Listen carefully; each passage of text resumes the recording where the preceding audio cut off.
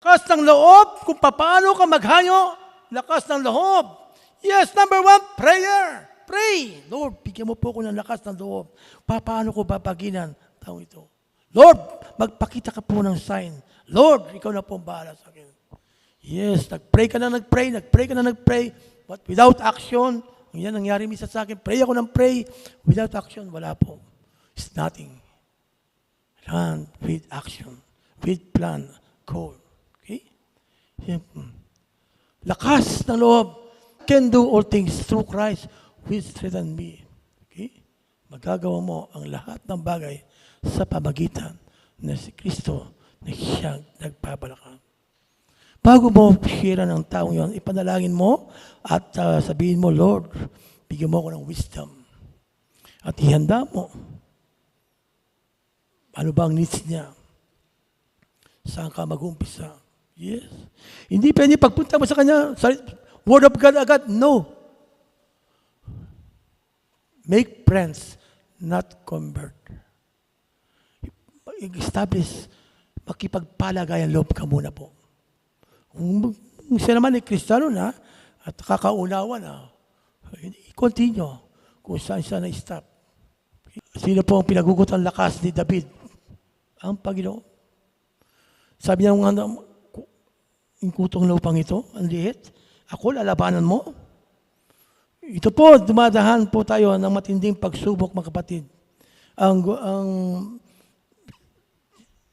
simbolo po ni Goliath, ito po yung mga problems, mga giant, mga iganting, mga pagsubok, problema, dumarating sa atin. Okay? Naranasan po natin, mga kapatid. Hindi po tayo exempted. Lahat po tayo ay dumadaan sa mga pagsubok. At ang mga pagsubok na ito ay ibinibigay ng Diyos sa abot kaya lang natin. Tutirahin tayo ng kaaway.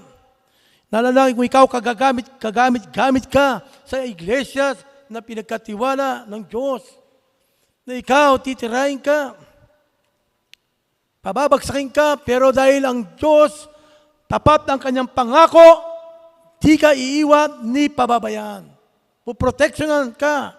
Anumang oras, saan man ang paglakad mo, anuman mga plano mo, God is with us. God is with me. Sumasa atin ang kabutihan ng Diyos. Sa Bible character, marami po. Si Daniel. Kita po natin, meron pa pong sample dito. Ayan. Lakas para sa pagkikayat ng kaluluwa sa pamagitan ng panalangin at karunungan. Kaya nga sinabi sa Santiago chapter 1 verse 5, ngunit kung nagkukulang ka ng karunungan, ang sino man sa inyo ay umingi sa Diyos at nagbibigay ng sagana sa lahat ng hindi nanunumbat. Hindi naghahanap ng paninisi sa atin at ito'y ibibigay sa Kanya. Heavenly wisdom. Hindi pong earthly wisdom. Gawa 4:24, doon saan naharap sa mga balakid, nagkaisang itaas nila ang kanilang tinig sa Diyos. At nang sila ay nakapanalangin na, naghihintay sa Diyos, na panalangin, ang kapangyarihan ng Diyos ay dumating at inalis ang lahat ng balakid. Kaya nga po, ang prayer meeting, pinaka-importante po mga kapatid. Dumalo po tayo sa ating pong sama-samang panalangin kapag araw ng Huwebes. Misa po nag-online kung di maiwasan yung mga pangyayari o araw pag may bagyo. Napaka-importante upang idulog mo sa Diyos yung para gagawin mo, mga plano mo para bukas. Lagi pong inuuna sa panalangin. Kaya sa Colossae chapter 4 verse 2, lagi kayong magpasalamat. Manalangin at magpasalamat sa Diyos. Devoted in prayer. Okay? O huwag kayong magsasawa sa panalangin at lagi kayong magpasalamat.